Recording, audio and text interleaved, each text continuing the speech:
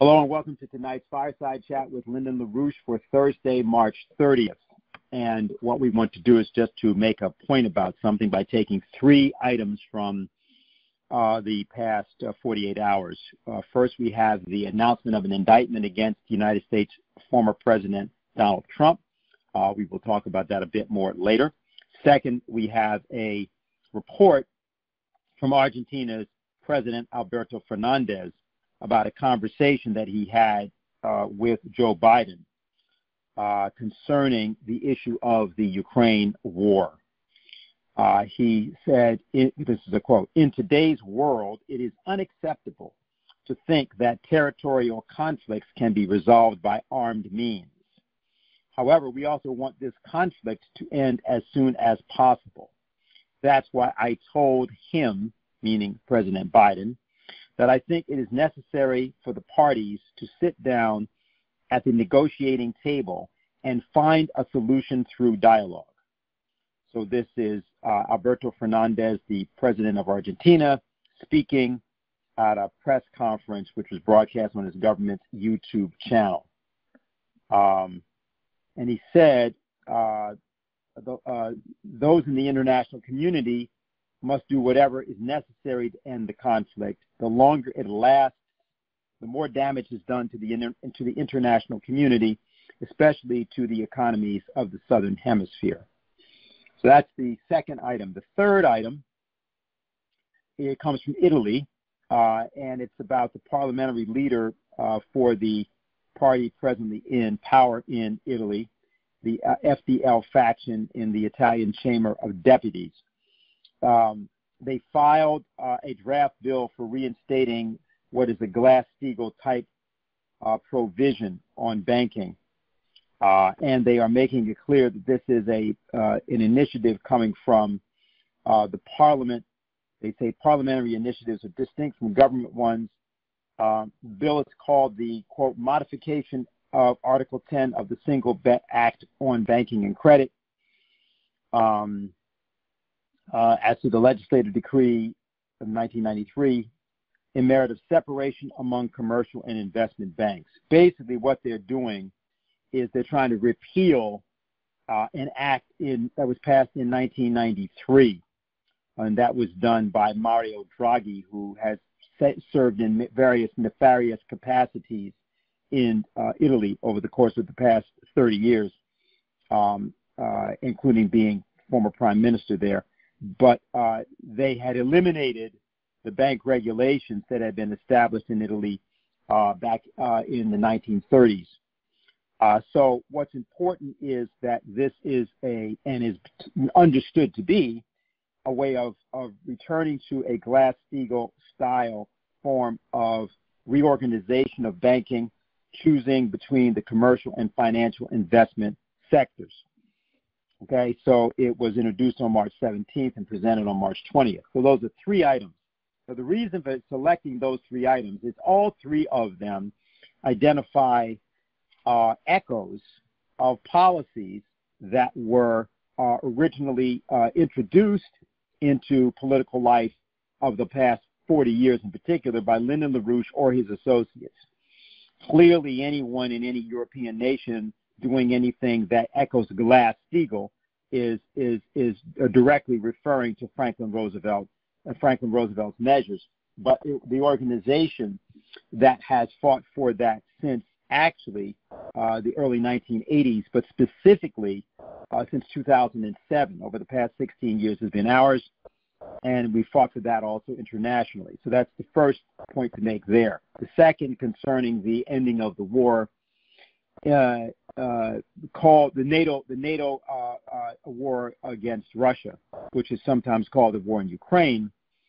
The policy outlook for doing that was Lynn's SDI, Strategic Defense Initiative, and of course that was established 40 years ago, and was the context and admitted to be the context for what later happened when the Soviet Union rejected LaRouche's offer and a process of disintegration of the Soviet Union occurred. So that the present circumstance, while you wouldn't trace it back to that, is occurring in the context of when Lyndon LaRouche accomplished with the President of the United States back in 1983. We could again talk about that more. And then finally, the indictment of President Donald Trump, former President Donald Trump, today expresses the natural course of events that would and had to occur in the United States in the aftermath of the process that was most spectacularly expressed in October 6, 1986 raid on the home of Lyndon and Helga Zepp LaRouche by 400 federal, state, and county law enforcement personnel who were seeking, or were deployed rather, to effect an assassination. That assassination did not occur, and because of the strength of our organization and because of its ability to publish, as well as Lyndon LaRouche's personal relationship to the presidency of the United States, specifically Ronald Reagan, and then more generally other people in and around Washington, he was not killed, but he was incarcerated. And that unlawful and criminal act of incarceration, which began January 27th of 1989, concluded January 27th of 1994, has never been acknowledged and has never been reversed.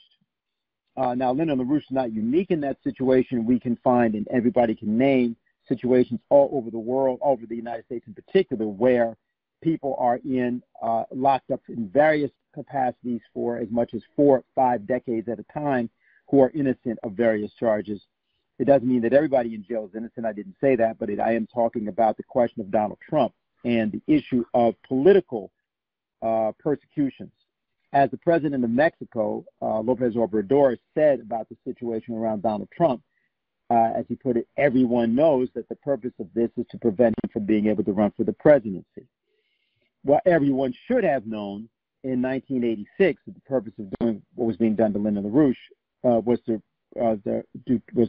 take him out of a policy-making and policy-creating relationship to the then President of the United States, Ronald Reagan, and then further, of course, stop his movement from what had just emerged in March of 1986 as a potential to win electoral victories, as had been done in Illinois in the primaries in Illinois in March of 1986, where two LaRouche candidates won their respective Democratic Party primaries.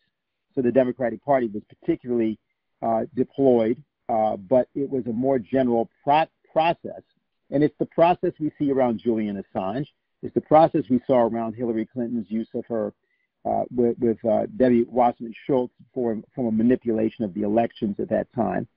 It's the process that we see in various ways with respect, including what went on around the reaction to the events of January 6th, the law enforcement reaction in particular, and the judicial reactions. So this is a process that all three represent processes that are easily understood and addressed from the standpoint of the solutions that were provided by Lyndon LaRouche over decades to a set of circumstances that people think they now find themselves in, but they've actually been in them for the better part of a half century.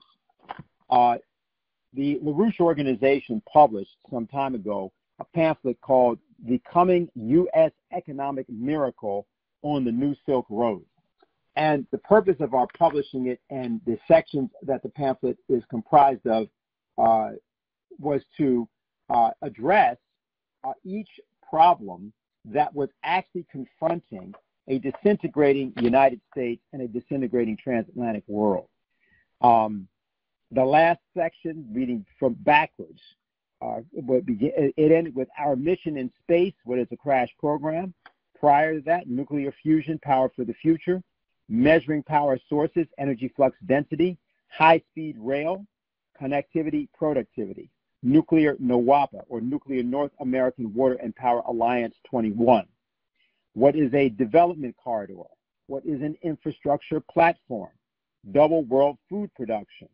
A mission for the world, create productive jobs and productivity. That particular section describes the creation of 50 million jobs worldwide 50 million jobs in the United States, which are of a productive nature.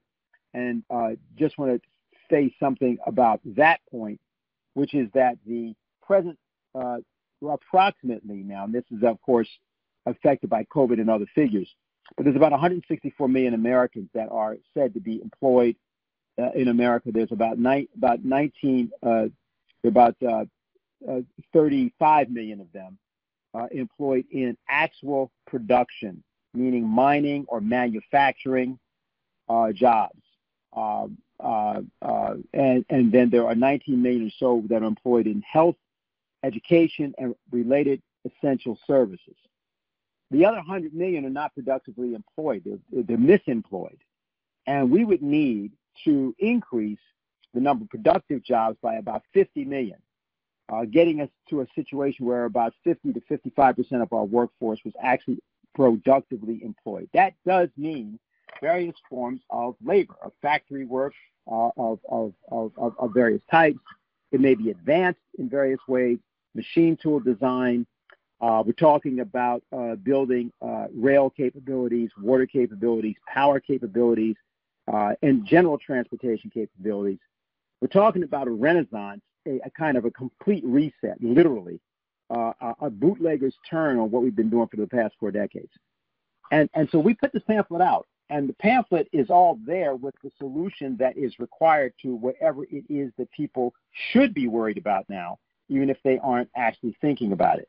It does have a section also on Glass-Steagall, conquering inflation and depression with Glass-Steagall and development. The prior section, build a global anti-Malthusian alliance to end the British monarchy's Great Reset. In other words, the thing that has been happening, which is what we want to reverse. And then the first section, about which, among other things, we'll be talking tonight, is called, it's called Make America Good Again, the History That Was Stolen From You. Now, there's a reason we start the pamphlet that way. We start with the question of history. We start with the question particularly of JFK. Clearly, the nation is in a moral, the transatlantic world is in a moral collapse. It's not getting to a moral collapse. It has morally collapsed. And you cannot address this nation unless you are prepared to address the reasons for that fundamental moral collapse. Since the Columbine shooting, there have been 376 plus school shootings in the United States. About 385,000 young people have been through school shootings. That's a completely traumatized population, but more importantly, it's the culture that generates not merely the presence of the school shootings, but the acceptance of them. Because you have a culture which is a Malthusian culture, in which, in fact, the individual life no longer has value. This is something that has to be reversed, but it can't be reversed unless it's admitted. And more importantly, we have the solutions which could be adopted and can be implemented. But they can't be implemented by a population that refuses to confront its own history. And we're not talking about the 1619 Project. We're talking about the real history, which was a successful revolution against tyranny and oligarchy by imperfect people who became more perfect as they made that revolution. And that the documents that they composed and that the alliances that they created and the military campaign that they successfully waged, and then the deliberative processes they carried out in Congress, resulting in particularly the United States Constitution. There is nothing like it in the world that has been done. In that respect, the United States is unique, but not as a nation. It's unique as a campaign, as a concept, as a practice by a group of people that, committed themselves to that decided that they were going to take responsibility for creating a nation. Unless you have a group of Americans that is suddenly, if you will, reborn into that initiative, there is no way to save this country, nor should it be saved. If you cannot find a generation of Americans that are committed to recreating the nation, which doesn't mean changing the Constitution or the Declaration of Independence at all, in no way, because you don't have a generation that's intellectually or morally competent to do that, because they don't yet have a commitment to what was there in the first place. There's no way to find your way back to that unless you face and confront the history of success of the United States project, not the failures, not the flaws, not the vulnerabilities, not the bad people, not the people that are, quote, running everything. No, you have to confront the people that refuse to run everything, which is the American citizen. And in that regard, and in that respect, there and only there lies the solution. So the pamphlet we put out, called The Coming U.S. Economic Miracle on the New Silk Road, is something that we have to reproduce, we have to circulate, we have to get people reading it, we have to get people beginning to ask questions about it, disputing it, in the same way that we're trying to do with Helga LaRouche's 10 Principles. We have a conference that will be happening in just over 2 weeks, starting on April 15th, and will be April 15th and 16th. We're trying to prepare people for it, but the best preparation for people in the United States is to take a good, sort of do a deep dive into this pamphlet, into its conceptions, and then circulate this in the same way that Common Sense, written by Tom Paine, was circulated in the year 1775, 1776, prior to the American Revolution, particularly in the months before the American Revolution. It's the same thing. It's the common sense of our time. So we wanted to have one of the co-authors of the pamphlet come on and talk about it. And besides that, he's also heading up the LaRouche Organization, in effect. And we thought this was a good time to take this up because the crisis we're in demands that we all take a leap forward into another kind of level of our both commitment and our capabilities. And so we wanted to have Chris talk about this tonight. Chris is with us. And Chris, if you're there, you can hear me. Please feel free to take it away at this point. Okay, great. Well, thank you, Dennis. Thanks for inviting me on. And I wanted to just say again what you said in looking at this pamphlet. It is a very good pamphlet. It was written in September of 2021. So here we are, almost in April of 2023, and yet as you look through the pamphlet, there's really not much that needs to be updated. The section on Glass-Steagall is more pertinent now, than it was then, seemingly, given the advanced stage of meltdown of the banking system, which was already there, but it's just more palpable at this point. But what I wanted, the one thing that has shifted, which we allude to in the introduction, where we say, why do we go abroad in search of monsters to destroy? Why do we spend trillions destroying other nations instead of trillions developing ours? Who has convinced us that the nations of Russia and China are our enemies? Why do we fear that their development is a threat to our power? Why do we see the economy as a zero-sum game where no one may gain without someone else losing? Why do we not recognize the Belt and Road Initiative of China as the furtherance of our nation's mission against the empire system? Why don't we join efforts with Russia, China, and other nations against the common enemies of man? And that's a reference to Kennedy's speech, which we have in here from January 20th, 1961. The British Empire has infected the thinking of our policy-making elites, manipulating the American people into seeing as enemies those nations who were historically our friends. They have stolen from us the real American history. That's in the introduction. And then there's a long section on American history which I put together with a lot of material from incredible historians, Graham Lowry, Tony Chaikin, Richard Freeman. And, I invite people to read through this section and use it just as a reference point in one sense to go and study the other things, look up the names of the people that we talk about in there. We've written in the pages of EIR magazine, in the pages of Fidelio magazine, and now Leonora, we've written a lot about the history, the real history of the United States, which has been all but buried to the point that now when you talk to people about the real America, it's almost such a distant recollection that it's like you're talking a different language. People really don't know what the United States was, what it was founded to be, what the fight was for the development of the internal improvements of the nation, for the development of the people, and that this was a model that was really one of the things that's not discussed in this pamphlet, really, and which myself and Bob Wesser are taking up as a project, is to sort of look at this American history from the standpoint also of Russia and China and their development at the same time.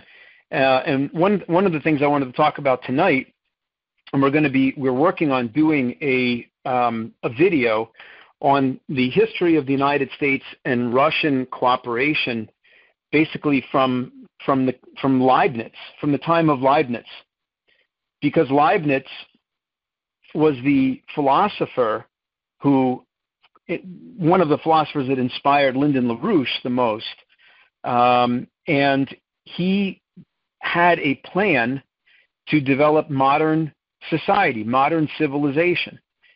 He was in Europe, and he couldn't get this through in Europe because of the oligarchical system there, but he was constantly looking for kings who would embrace his program and develop it.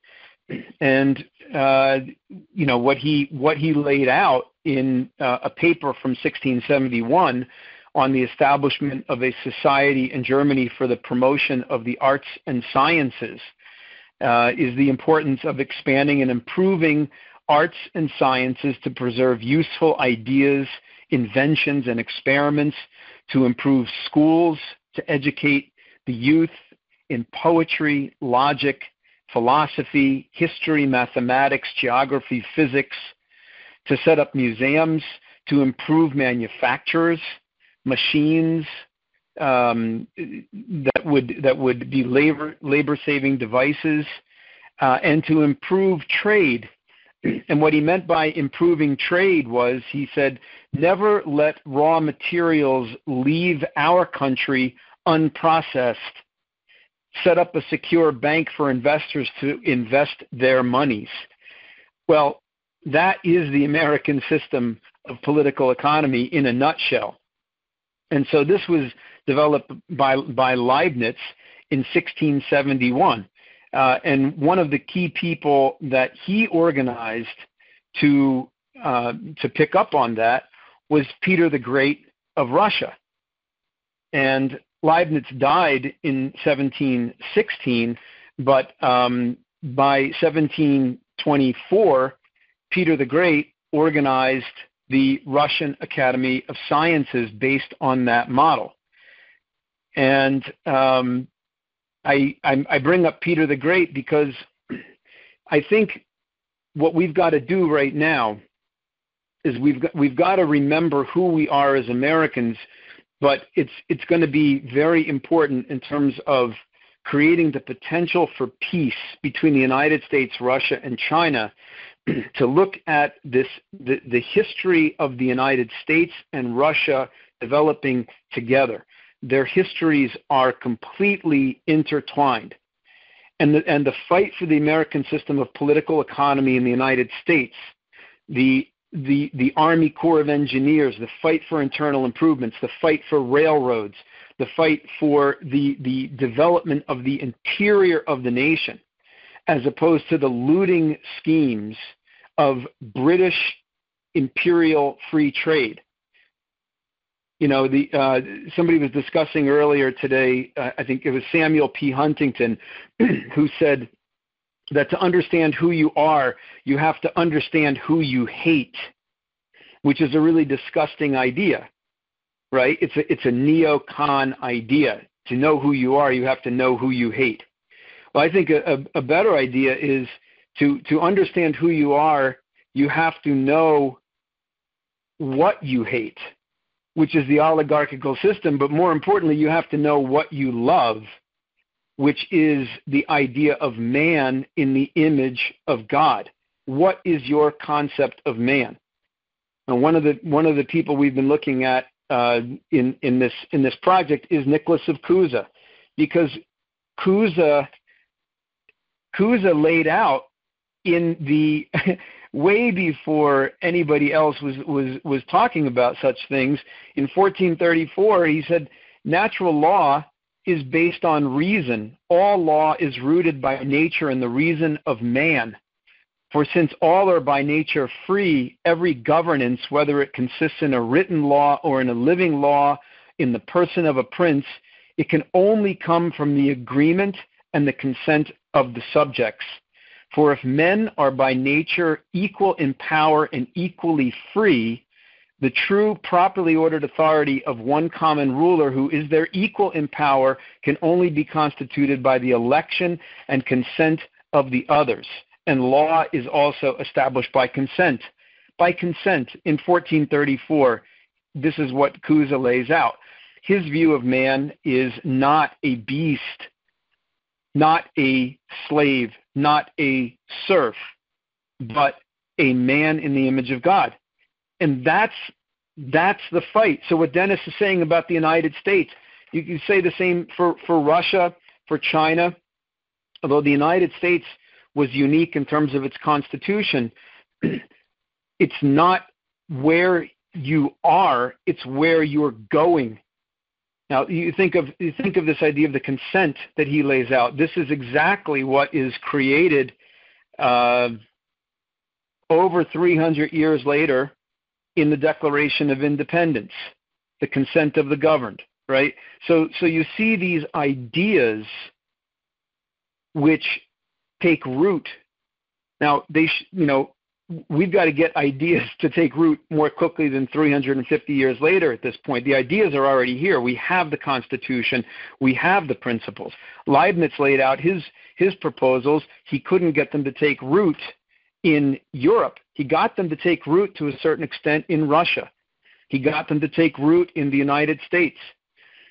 And there were people in the United States that were absolutely critical in that.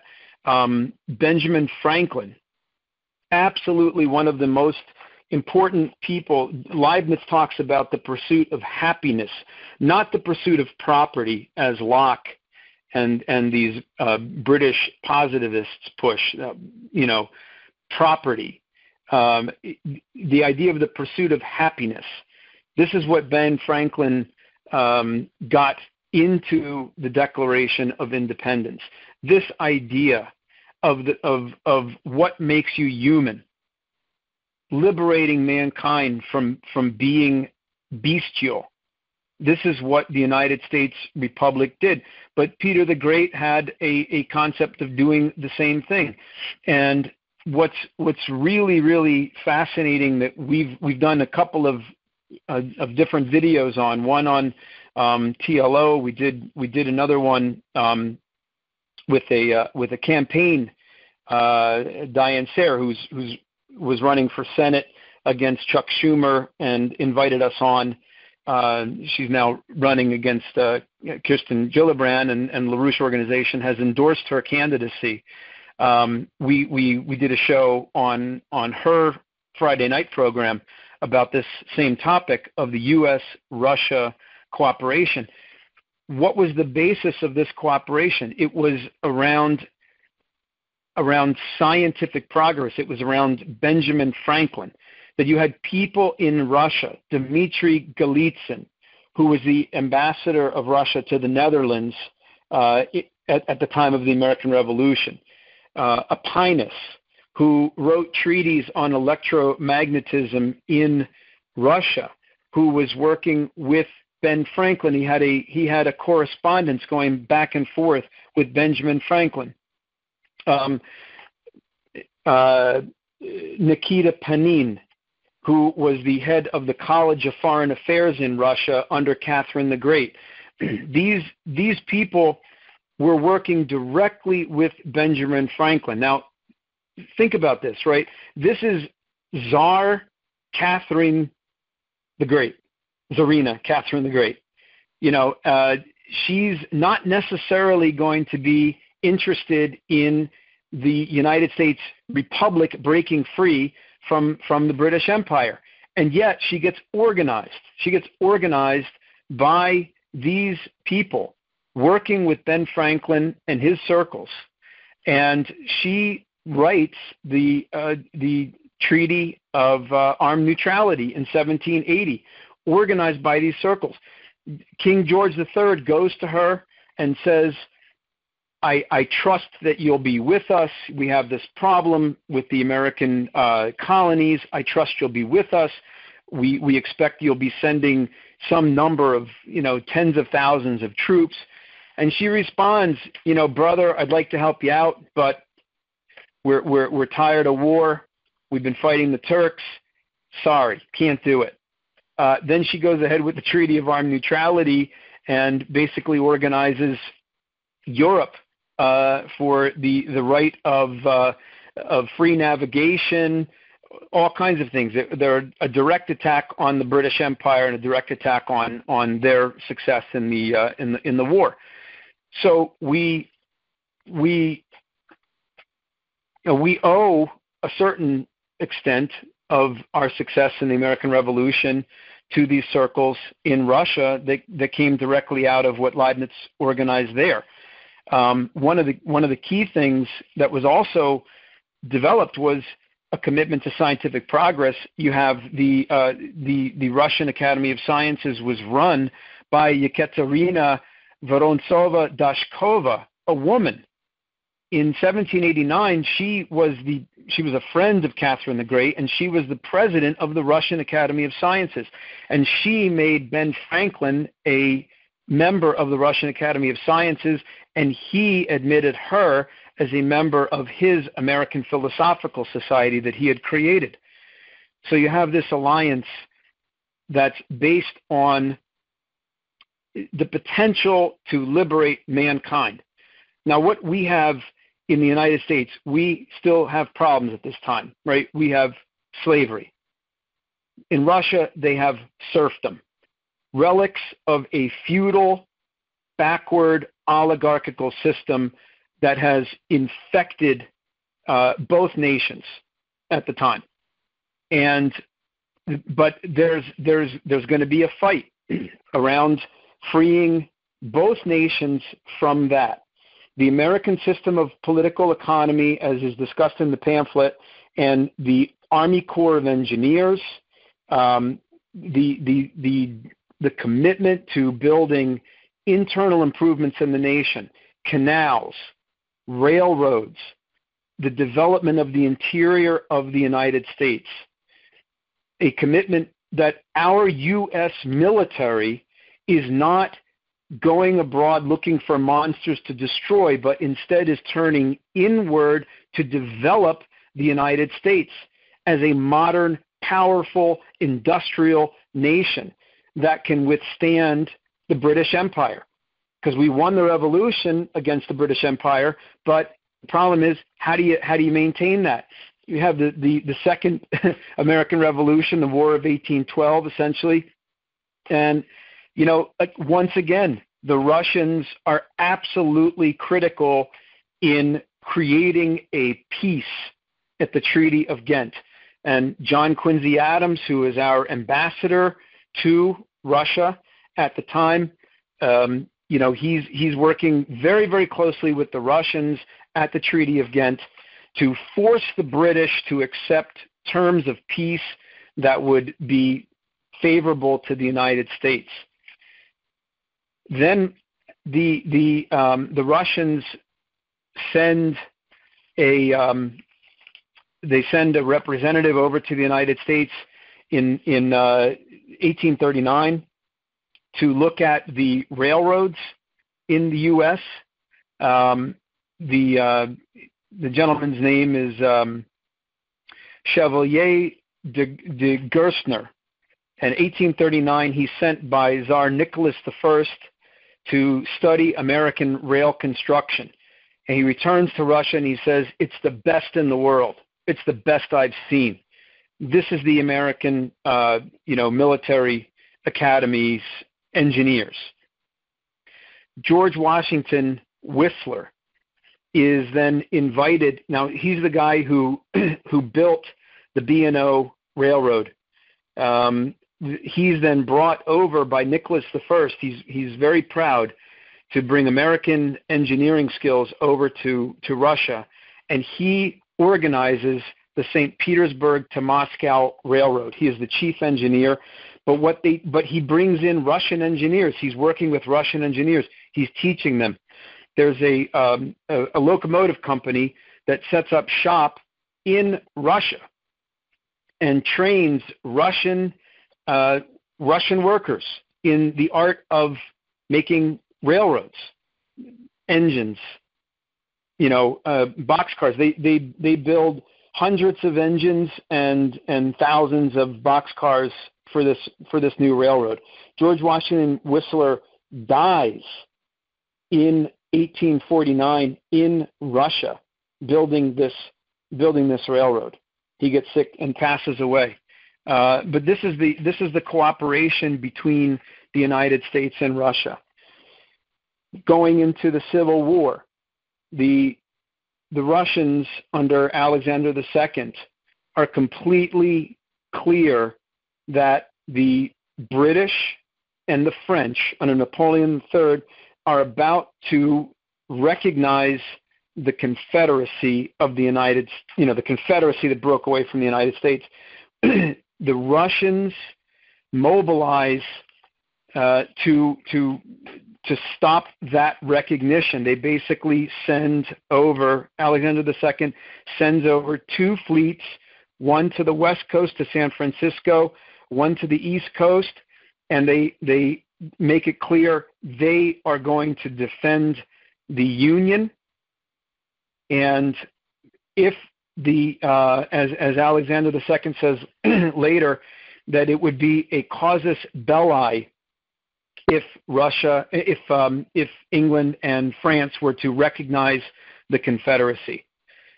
Now, one of the key people that was involved in organizing this was the nephew of Henry Clay, the American system statesman Henry Clay, Cassius Marcellus Clay. He was Lincoln's ambassador to Russia. He was there twice. There was a brief interruption, but he was the ambassador to Russia. Now, what did Cassius Clay do on top of organizing this Russian defense of the Union? He brings with him, he says in his memoirs, that he intends to bring manufacturing to Russia. He said, England was our worst enemy in the world, and I sought out how I might most injure her. Russia, with her immense lands and resources and great population, was a fine field for British manufacturers, and she had made the most of it. I procured the works of Henry C. Carey of Philadelphia and presented them to the Foreign Office, to the Emperor himself. So it began to be understood that I was the friend of home industry, the quote-unquote Russian system. Is the Russian system the American system? So the same, Bob Wesser has gone through similar things in terms of China, in terms of Sun Yat-sen and his admiration of Abraham Lincoln and the American system, and the internal development of China and the great railroad systems that Sun Yat-sen intended to build. And what we see now is that coming to fruition in China. So I think the critical thing that I wanted to get across is what the coming economic miracle in the United States is a return to the American conception of friendship based on win-win cooperation and the development of the other, the benefit of the other. What were these American patriots thinking about? They were thinking about, I'm going to bring railroads and industry to Russia. What was Russia thinking about? We have to make sure the United States Republic doesn't split apart, doesn't get smashed to pieces by the British Empire. What are we doing now? Now the United States is thinking about how to break Russia apart. Absolutely insane British geopolitical thinking. We have gotten so far away from the real American system, the real American conception. But the point is that it's still there. It's there. It's in us. It's in our history. And, to reprint this pamphlet, to do another, I don't know, probably like 7,500 or 10,000 of these would probably be about $7,500. We should commit ourselves to getting this pamphlet reprinted. Ordering, everybody on the call should order them, get them to your friends, get them to your neighbors, fight it out with them. You don't know American history. That's why you're, going along with this this situation, this conflict with Russia right now. You don't know American history. That's what you got to get across to your neighbors. You don't understand how the United States and Russia were intricately working together for the development of mankind from their from the conception of the U.S. Republic and even before.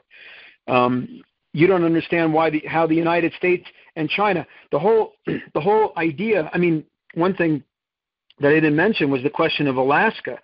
In the 1840s, 1850s, the Russians kept saying, we want to give you Alaska, but what they wanted to make sure was that the United States was actually going to annex the section of Canada between Alaska and Washington State.